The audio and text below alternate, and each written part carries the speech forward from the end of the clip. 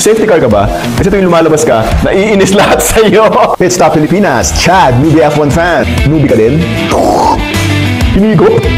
Eto message nung huling karera. Buwisit na safety car yan, lumabas pa nung huli. Panira talaga. So pag-usapan natin, ano ba yung safety car na yan? Yung safety car, ginagamit yan para pabagalin yung karera. Kunyari, pag may nag-crash, may mga parts na nagkalat sa racetrack, debris. Kaya pag napakasama ng panahon, ayan, lumalabas yung safety car sa racetrack. Pag pumasok yung safety car sa racetrack, lahat ng F1 cars pipila sa likod. Siyempre, susundan nila yung race order nung na-deploy yung safety car. Bawal mag-overtake habang naka-safety car. Lahat ng kotse nakasunod lang sa pace ng safety car. Nangyayari minsan, pag naka-safety car, yung mga malalaking kalamangan nawawala kasi nagkukumpulan lahat kasi bumagal na eh. So yun, pag-asa ng mga nasa likod makadikit ulit.